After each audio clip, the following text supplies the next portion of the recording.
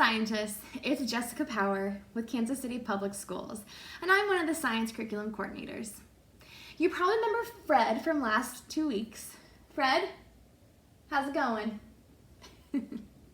Scientists, the last 2 weeks we've spent time learning about different science concepts. The first week we made that solar oven and learned how the sun's energy could cook or warm up that marshmallow. Remember how gooey it got? Last week, scientists, we took a look at those penguins at the Kansas City Zoo. We looked at what adaptations they have to survive, talked about what structures they have, and then we talked about how penguins fit into the food web in the Arctic. We talked about what producers and consumers are. We talked about predators and prey. We talked about carnivores and omnivores and herbivores, different parts of the food web. We talked about what eats what and who gets eaten. Well, this week, scientists, we're going to take a step back. School is starting in 2 weeks. Can you believe it? 2 weeks. And I want to make sure that you are prepared and ready to go as a quality scientist in your classroom. So this week, we're going to read a book. Maybe you've read it, maybe you haven't. It's called Ada Twist, Scientist. And we're going to learn about how Ada, this young scientist, learns about the things around her. How she asks questions, how she makes observations, how she studies and finds out, the curiosity that she has to learn new things. That's going to be you this year, scientists. You'll get that opportunity. And next week, we're going to talk about some more skills that scientists have. We'll talk about data and analysis. We'll talk about how do we record data. What does data mean? Why do we need it? And we'll talk about the importance of writing in science. Why all scientists are writers, because they have to be. Or else how else would we know, as humans on the earth, that plants need water and sunshine to grow? We know that because at some point in time, a scientist made an observation, recorded that observation, and then usually in writing, communicated out to let people know. So let's get into our book, Ada Twist, Scientist. We're going to learn about this young scientist. We're going to learn how she became such the scientist she is. Ada Marie, said not a word till the day she turned 3. She bounced in her crib and looked all around, observing the world, but not making a sound. She learned how to climb and made her big break, with a trail of chaos left in her wake. She ran through the day, chasing each sound in sight, and didn't slow down till she conked out at night. So much energy. Her parents were frazzled, but tried not to freak, as Ada grew bigger and still did not speak. Clearly, young Ada, with lots in her head, would have something to say when it ought to be said. That's just what happened when Ada turned 3. She tore through the house on a fact-finding spree and climbed up the clock just as high as she could. Her parents yelled, "Stop!" as all good parents would. Ada's chin quivered. She tried not to cry. She took a deep breath and simply asked, "Why?" Have you ever asked why? Someone tells you not to do something, or someone says something and you're like, why? That's being a scientist. Why does it tick? Why does it talk? Why don't we call it a granddaughter clock? Why are the pointy things stuck to the nose?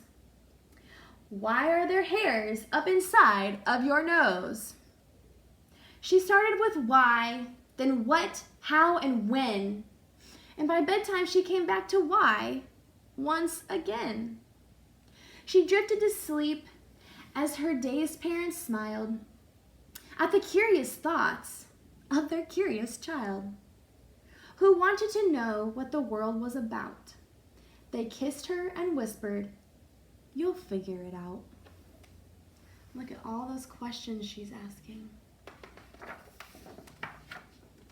More questions.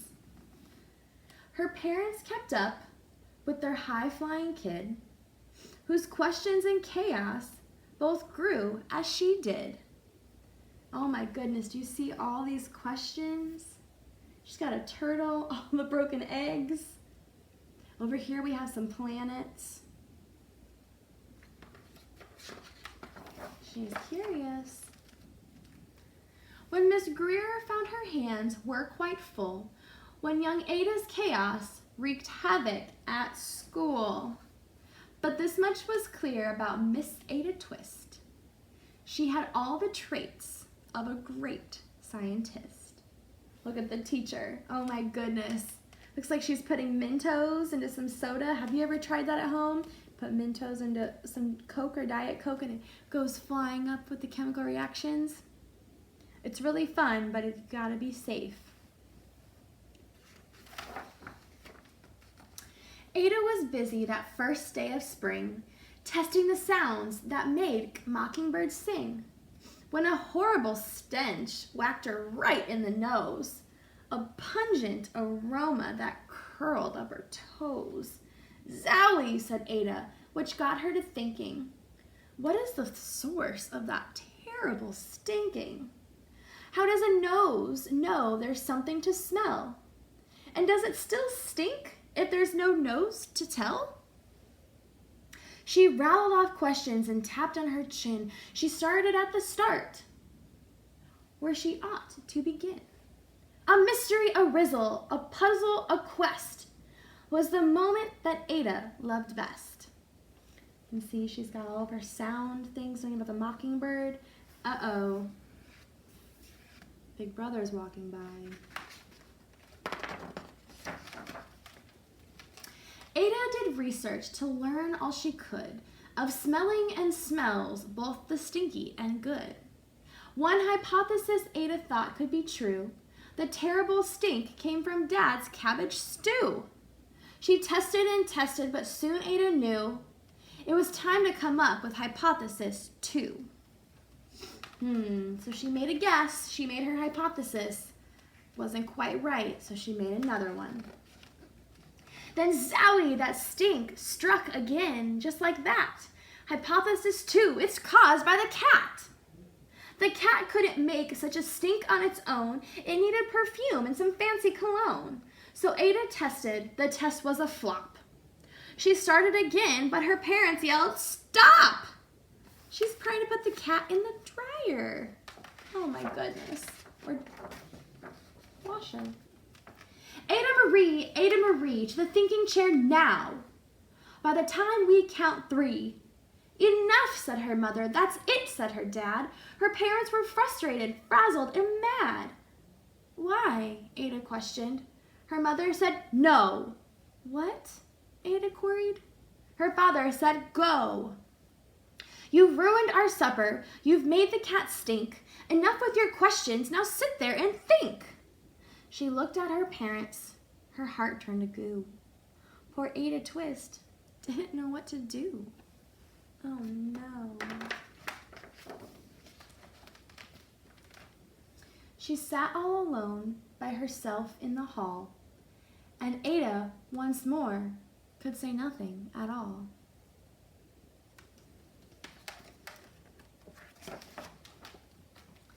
And so Ada sat, and she sat, and she sat, and she thought about science, and Stu, and the cat, and how her experiments made such a big mess.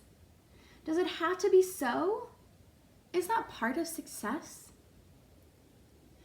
Are messes a problem? And while she was thinking, what was the source of that terrible stinking?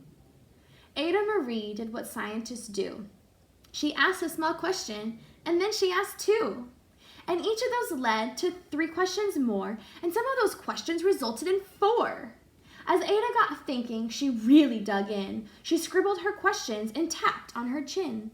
She started at why, and then what, how, and when. And at the end of the hall, she reached why once again. Uh-oh, it looks like she's drawing on the wall. Her parents calmed down. They came back to talk. They looked at the hallway and just had to gawk. They're like, what? No patch of bare paint could be seen on the wall. The thinking chair now was the great thinking hall. They watched their young daughter and sighed as they did. What would they do with this curious kid who wanted to know what the world was about? They smiled and whispered, we'll figure it out.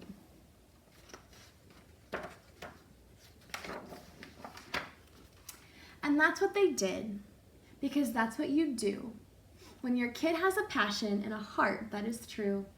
They remade their world. Now they're all in the act of helping young Ada sort fiction from fact. She asked lots of questions. How could she resist? It's all in the heart of a young scientist.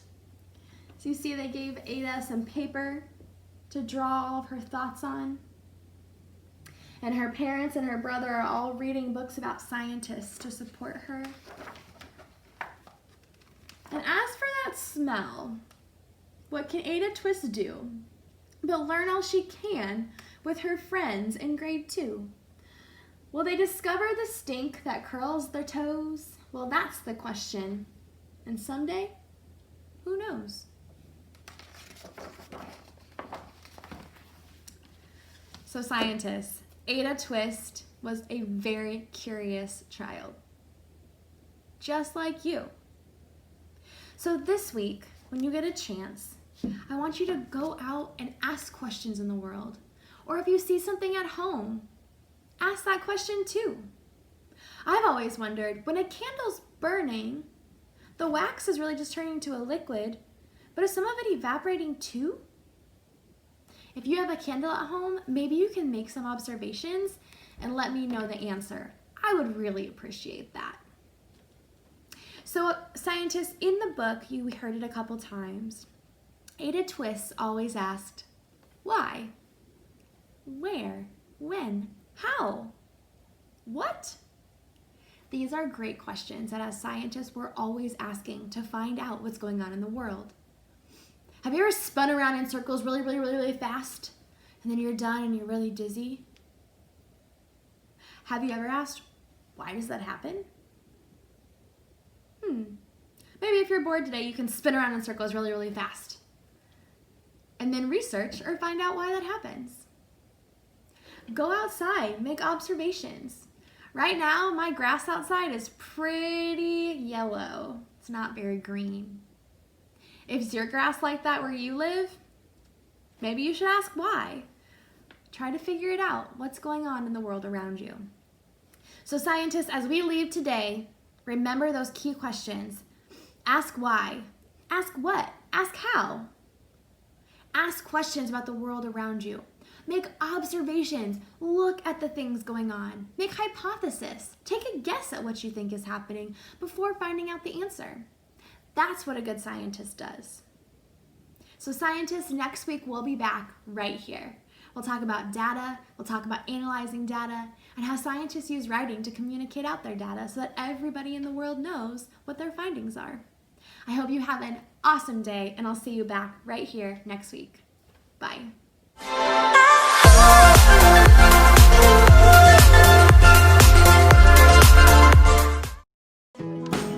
Kindergarten is great at Kansas City Public Schools. I know they have really good teachers. I know this is a great school. They teach them stuff that I thought my kids would never be able to know at the age of 5. Since deciding to send our kiddos to a neighborhood school, we've become even more of a part of our community. Now is the time to enroll your future kindergartner for the new school year. Visit enrollkc.org today.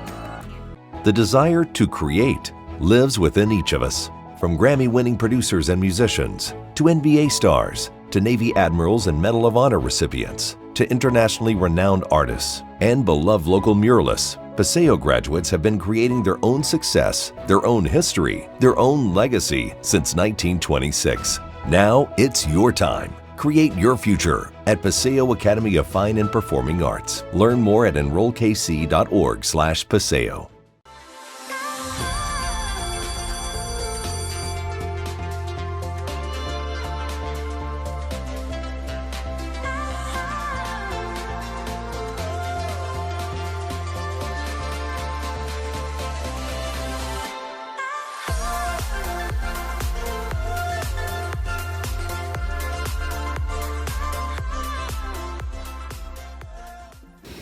Good morning, scientists. It's Jessica Power, one of the science coordinators with Kansas City Public Schools.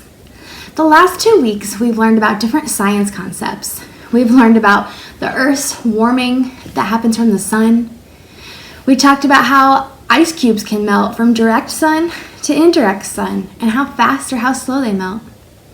We looked at solar beads when you stick them out in the sun, and because of the UV rays of the sunlight, those beads turned colors. And last week we took a look at traits. And we learned that some traits or characteristics are inherited from our parents. And our parents get those traits from our grandparents. And we had a special guest on our show to help us with those traits. Do you remember who our special guest was? It was Bella, my Bernedoodle. And we looked at her traits and compared them to her parents, a Bernese Mountain Dog and a Poodle. And we found that there were lots of similarities that Bella had between both her mom and her dad. And then there were some traits that she had that weren't like her parents at all. Well, scientists, this week and next week, we're going to switch gears. Meaning, we're going to stop and take a step back. We start school in just a couple weeks. And I don't know about you, but I want to get my brain right and ready to be a scientist. So we're going to spend this week and next week talking about what is science? What is a scientist? What do scientists do? What questions do they answer? We'll look at how can we be a scientist? What are some ways that we can help learn about the world around us? And today I thought we could learn about what is science through a book. Our book today is titled, What is Science? So scientists, we're going to take a look at this book. We're going to read through it. And then there's a very specific page that I want to come back to because it tells us what scientists do. And we'll spend a little bit of time talking about what does that mean? What are those questions that we answer? How do we figure out about the things around us? Why do the things around us occur? Where do they occur? And when? So let's get started. Our book today is What is Science? What is science? You can see a picture of the world. If you look really closely, scientists, you'll see there's a volcano right here, a tornado, a hurricane, a geyser. There's land, there's some camels. There's the ocean. You see a train. It's a lot of different things. What is science? So many things. Ooh, I see lots of different types of science on their books. The study of stars and Saturn's rings. You can see that they're out in space. They're looking at Saturn. Here's the sun. Got a constellation right here. It looks like Orion. I can tell by those 3 stars that make up his belt. The study of rocks, geodes, and stones, dinosaur fossils, and old chipped bones. We got some rocks on the ground. Ooh, this scientist is holding a geode. Do you know what a geode is? A geode looks like a rock on the outside, just a normal rock. And when you break it open, it looks like there's crystals inside. They're really pretty. They come in different colors. We've got some dinosaur bones right here and some barbecue sauce. I don't think we should be eating the dinosaur bones though, do you? I don't think so. We've got a dog that's digging. I think it found something. Let's keep looking. The study of soil, of oil and gas. So we've got a power plant, we've got an oil refinery. A lot of those things give us energy. Of sea and sky, of seed and grass. So if we look out in the ocean, we can see this little scuba diver's got a starfish. Got some fish in the ocean, there's some flowers. We see that our scientist right here, she's looking through a magnifying glass that makes things look bigger so that we can look at them and observe them better. She might be looking at this ladybug down here. There's also some seed packets. I think maybe she's trying to plant a flower.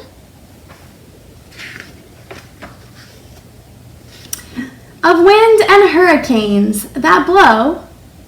You can see they're getting trapped in the hurricane that's swirling. Volcanoes, tornadoes, earthquakes, and snow. Ooh, we've got a big volcano that's erupting right here. You can see a tornado. I see these buildings. Looks like an earthquake's happening because the ground is cracking. And in the background, can you see that snow, those mountaintops? What is science? The study of trees. Of butterflies and honeybees. Ooh, we can see right here, they're cultivating a little bee farm. Got the beehive. I bet they're making honey. They're getting the honey from the bees. I see this scientist has a sketchbook. What do you think she's doing with her sketchbook? Yeah, probably drawing pictures of what she sees. Making observations to remember for later. Got some butterflies. Glaciers, geysers, clay and sand. Our sand. They're making clay pots right here. We've got our glacier. It's a large section of ice. And our geyser.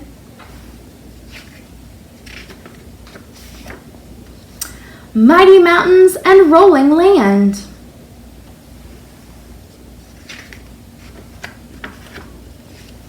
The power of trains, of planes that soar. Science is this and so much more. So into the earth and into the sky. We question the how, the where, when, and why. We question, we wonder, we hunt and explore. The secrets of caves, the dark ocean floor.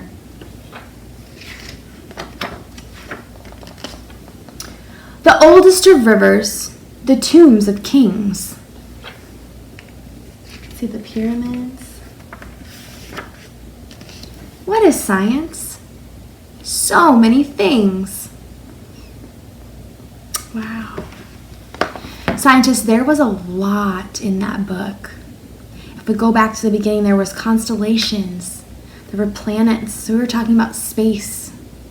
Then we moved on and we were talking about digging up dinosaur fossils and looking at rocks.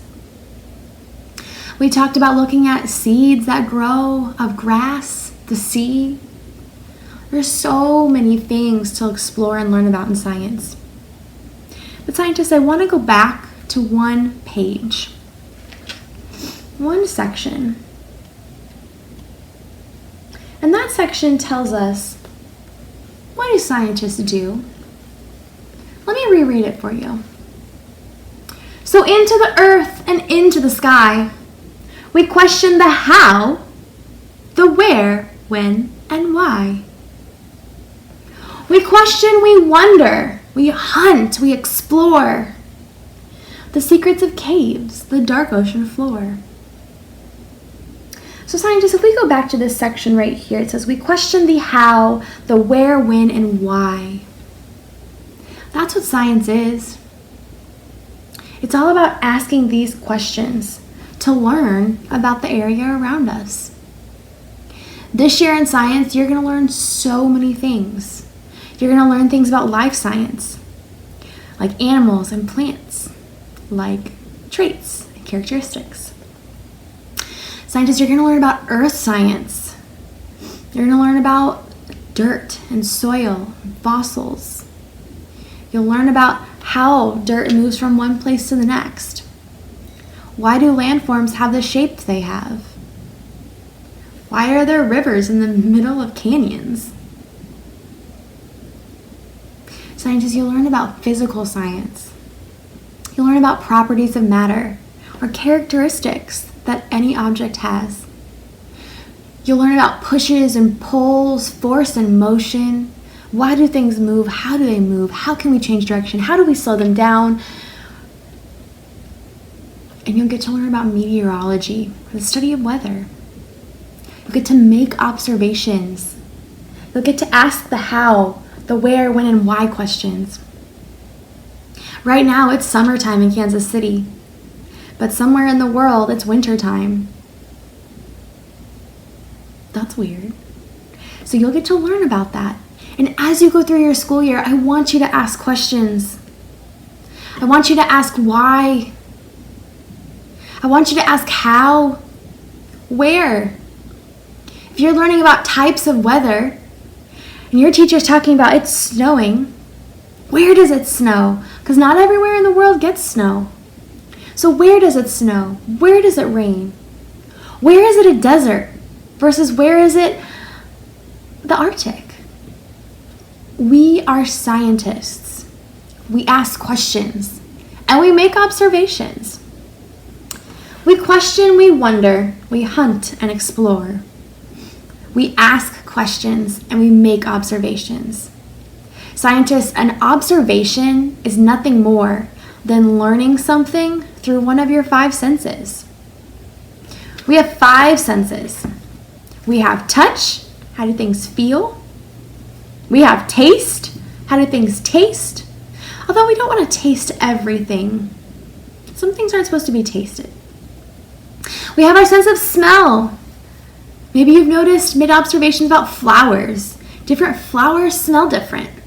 My favorite flower is the gardenia. It smells so good. We have hearing.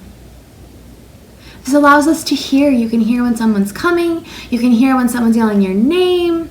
You can hear when an insect flies by your head. We have our sense of sight. And our sense of sight allows us to see. It allows us to look at something and learn about it. As I went through this book today, you noticed I used my sense of sight to point out different things on the pages. Remember when I got here and I said, oh, there's a scuba diver. He's got a starfish. I learned about that scuba diver and what it was holding because I looked at it. I explored it. So we have touch, taste, smell, hearing, and sight. So as you go through the school year, scientists, I want you to use your 5 senses. I want you to make observations through your 5 senses to learn something. You have an opportunity to learn something every day about science. It could be something as simple as, well, yesterday the sun rose at 5:55. And today the sun rose at 5:57. I wonder why those times are different. We can make observations when we look outside. Why is it sunny in some places and not in others? What does shade do? When objects block the sun, how does shade affect those areas? We can watch storm clouds roll in. Have you ever watched a storm roll in? Where you see the clouds building up as they come to Kansas City? You might notice that some rain clouds look different than other rain clouds. These are all observations. And we use our observations as scientists to learn about the world around us. And we learn about the world around us through those questions in this book. Do you remember what those questions were?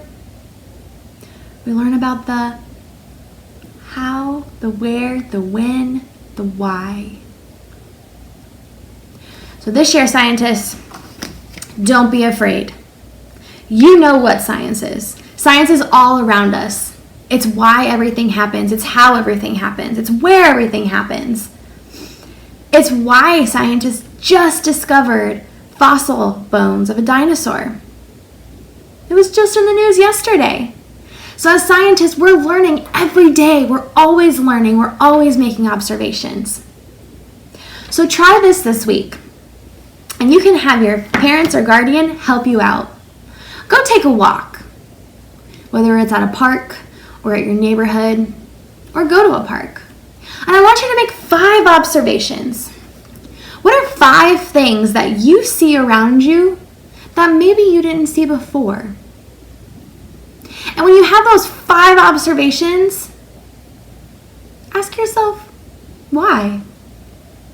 Or better yet, ask your parent or guardian, why? Where? How? Because chances are they can help you discover the answer or they'll lead you to someone or something that will get you the answer. So scientists, this is on you this week. Go make observations. Go explore the world around you. Find a plant. Find grass. Watch grass grow. Watch plants. If you have some plants at home, don't water them for the day. See what happens to them. But make sure you give them some water afterwards. See what happens to things in the world around you. Ask questions. Make observations. Like the girl in our story did. She was making sketches. Remember her sketchbook? Right here?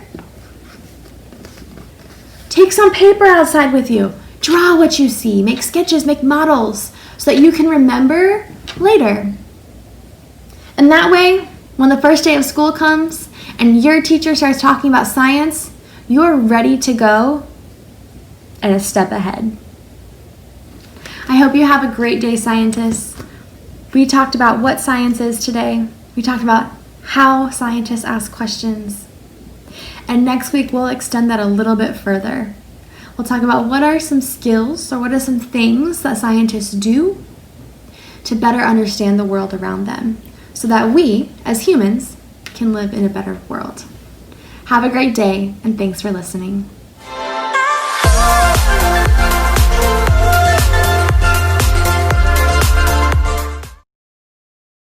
I love Southeast because of the culture, the band program, and restorative justice. I love Southeast because of the academics, sports, and students. I love Southeast because of the people, the energy, and the advanced classes. It's not alike. I love Southeast because the students here at Southeast are full of potential and they believe in achieving anything. We are Southeast. Southeast. We stand shoulder to shoulder. Join the Southeast family. Enroll today.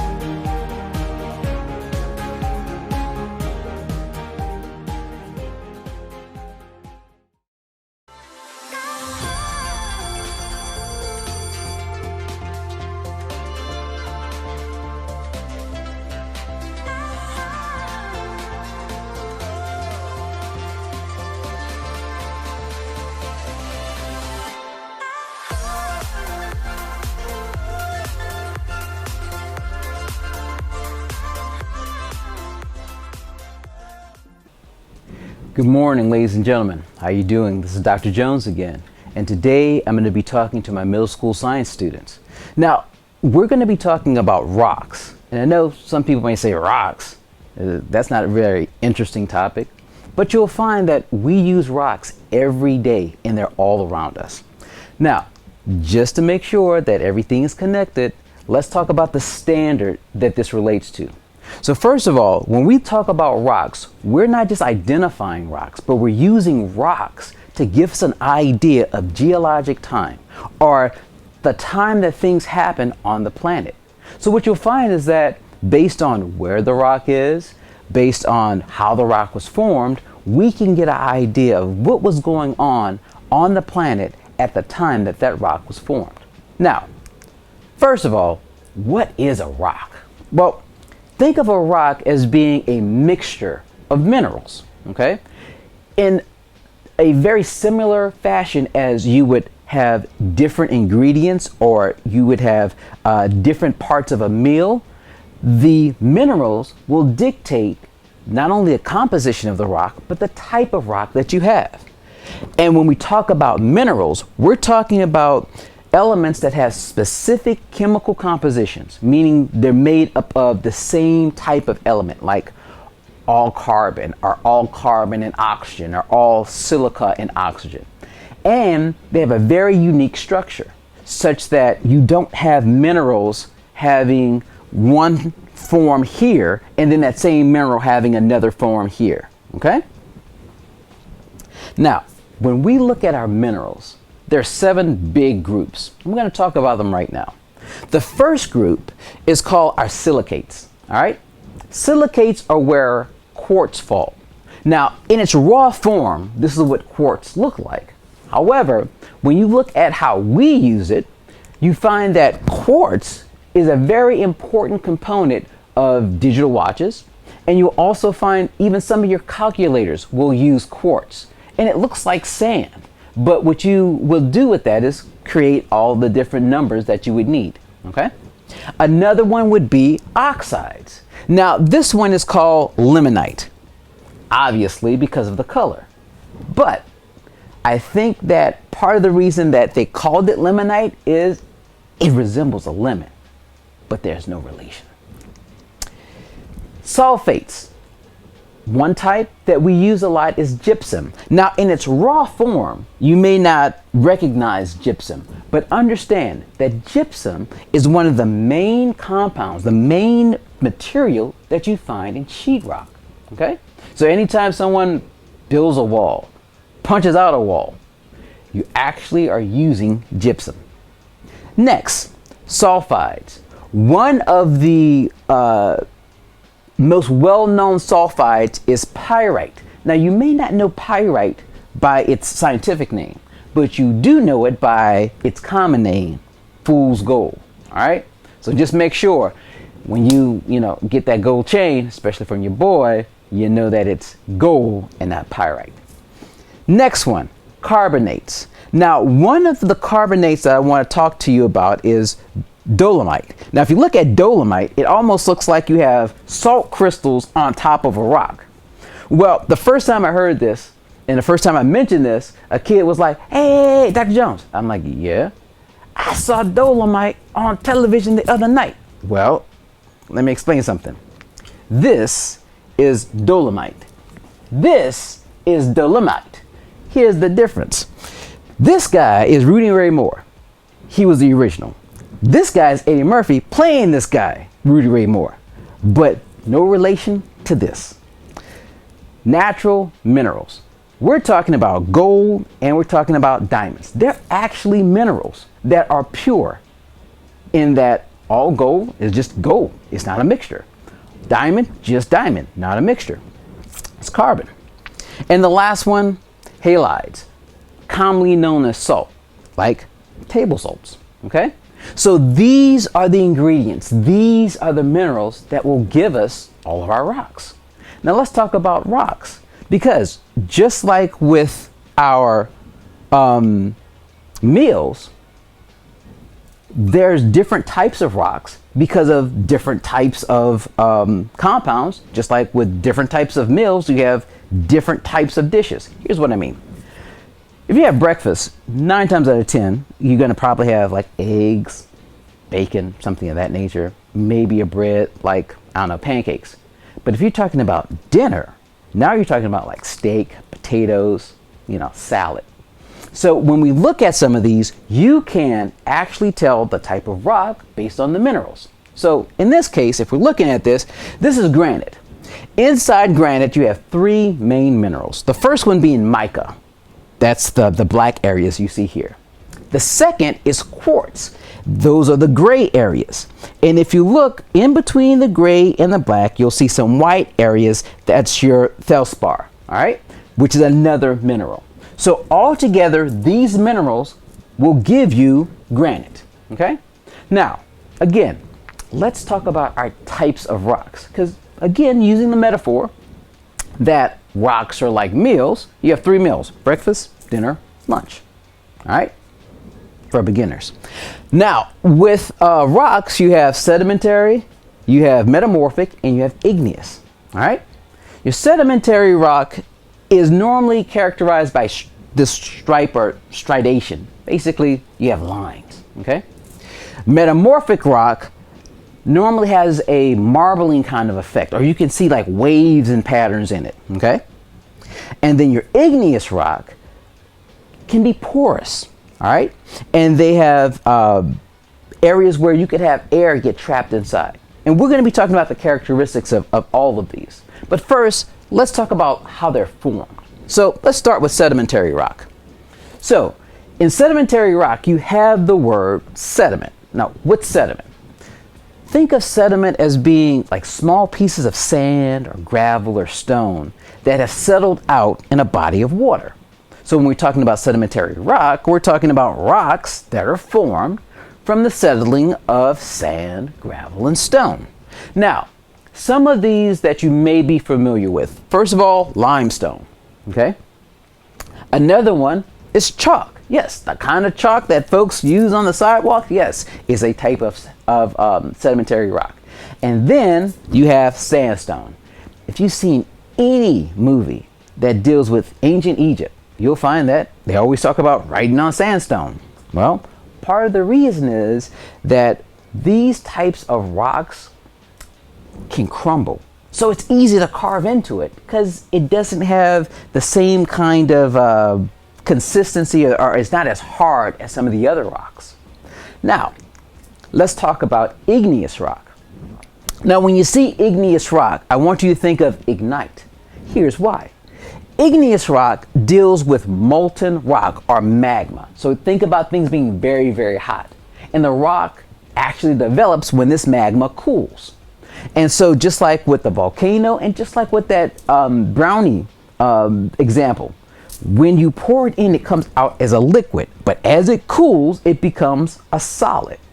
And that solid will have different physical characteristics than the liquid did. If you think about a brownie before you pour it into the pan and the brownie after it's been in the oven and it comes back out, you'll notice that when it comes back out, it has that bready texture where when you put it in, it almost looks like, I don't know, thick cream, almost like Play-Doh, okay?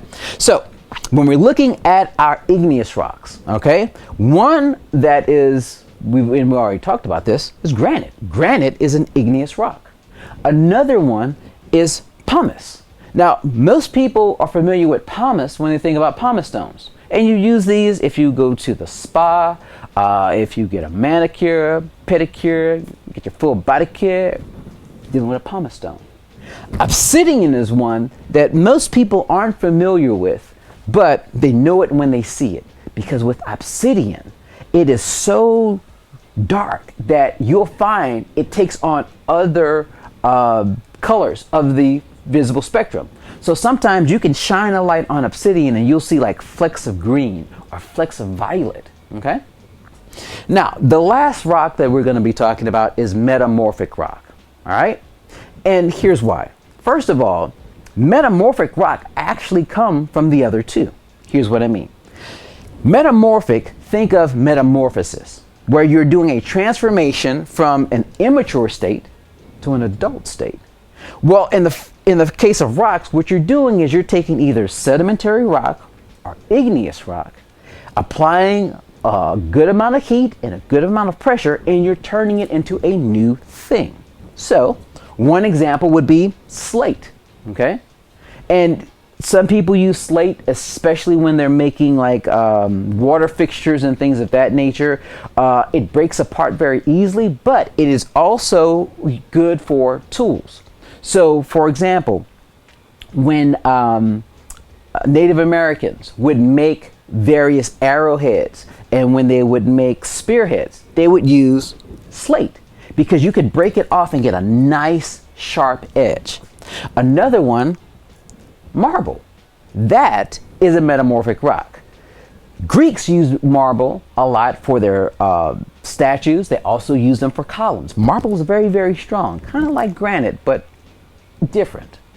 And then you have something that is known as hemimorphic rock. Now, here's the thing about this rock. If you notice, the outside is completely different than the inside. So sometimes you have those like gemstones or those gem rocks that you crack open and you see all the crystals inside. That would be in this category. And again, how did they form? They formed when we took sedimentary rock or igneous rock in applied heat and pressure.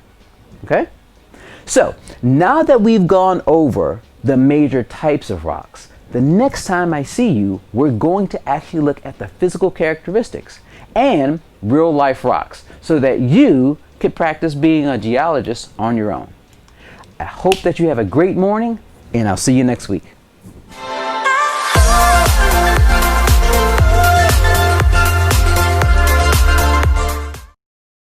I chose manual because it's challenging and fun, and it can help me with college. I chose manual because I wanted to get a jump start in my career with culinary arts. I chose manual to acquire skills I'd use in real life. I chose manual because I want to be an ER doctor, and being an EMT is my first step.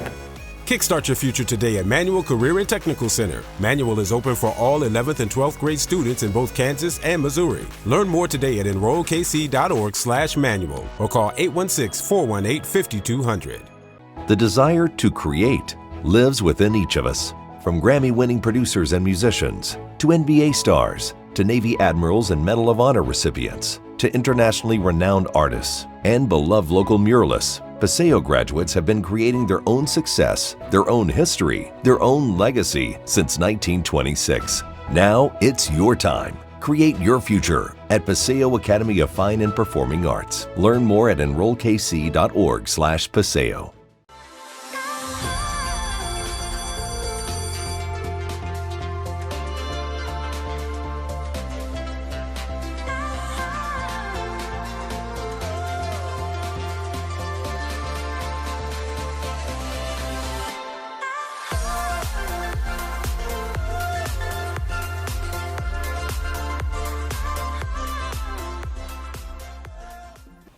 Good morning, ladies and gentlemen. It's Dr. Jones here. I'm talking right now to my high school students. Now, you may not know, but my name is Dr. Philip E. Jones, Jr.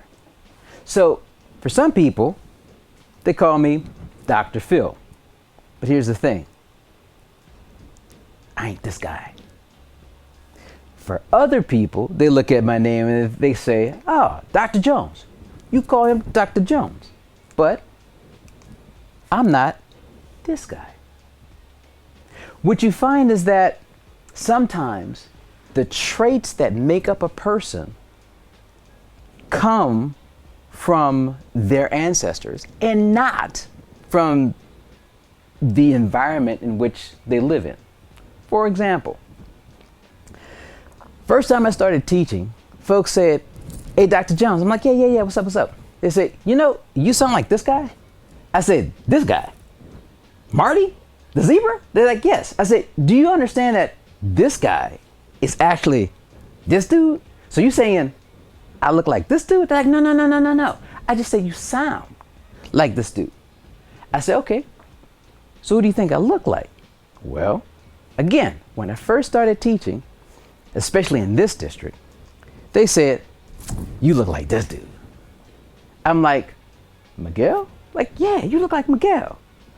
I'm like, "Oh, okay. I said, "But ask your mama who I look like." And you know who most people say I look like? This dude. Now, here's what I want to say. I'm not related to any of those folks. Actually, I came from these two people. That's my dad, that's my mom. Now, my mom, she came from these folks. That's my grandmother. And my dad, he came from these folks. Grandmother, my grandfather. So today, we're going to be talking about heredity and genetics. Okay? Now, as always, we have to link everything that we do back to the standards. So if you're looking at this, the standard that actually covers this is the one that compares and contrasts asexual and sexual reproduction and looks at it in regards of the genetic information and the variation in the offspring. Pretty much, how did we get this dude from these people? Okay?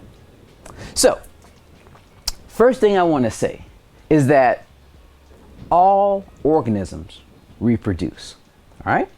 but it's how they reproduce. That's the key. So, first of all, let's start with the first one here, asexual. Now, hear me out. Asexual reproduction starts off with the back end of this, reproduction. When we're talking about reproduction, we're talking about making more or multiplying something. In this case, we're talking about organisms. Asexual, in this case, deals with just the interaction of egg and sperm. And the reason why I say this is because, again, I taught in classrooms. I had one lady say, I said, yes. Dr. Jones, yes.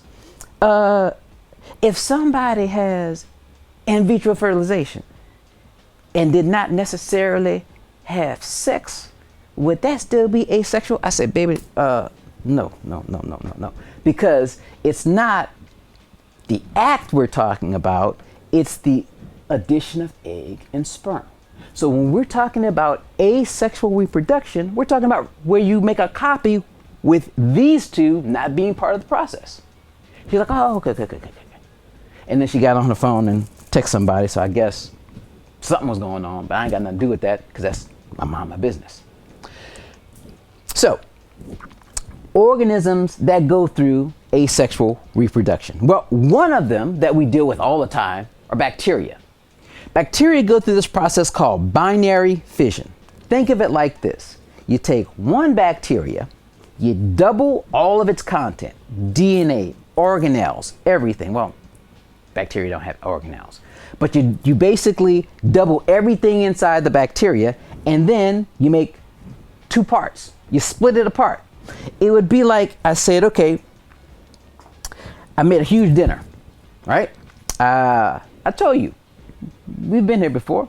I got a son who's 17, getting ready to turn 17. My daughter's getting ready to turn 13. When I make a meal, she's at the age now where she's like, Dad, I eat just as much as he does. So if I make 4 steaks, I got to give her 2. I got to give him 2. If I make a whole tray of fries, I got to give her half. I got to give him half.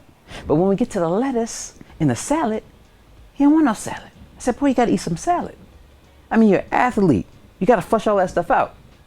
So although he doesn't want it, I give her half the salad. I give him half the salad. That's kind of what binary fission is like. And so we have bacteria that go through this all the time. Okay? Now, another type of asexual reproduction deals with a hydra. Now, before you go off the deep end, we ain't talking about this dude. Nah.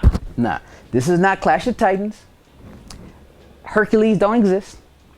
And you're not going to have a 7-headed beast that every time you cut off one head, another one grows. No. We're talking about this. These are hydras. And what you find with a hydra is the budding process is when one little hydra grows out of the larger hydra. Okay? Think of it as, best way to describe it, I've seen it like in Men in Black. Remember the guy who had the other guy that came out of his backpack, which was actually part of him? Think of it like that. But in the real life scenario, that guy that came out of the backpack that was actually connected to the other guy who was an alien would have grown up to be a whole nother guy. So you have 2 guys. All right. Next, starfish. Now everybody's heard this one.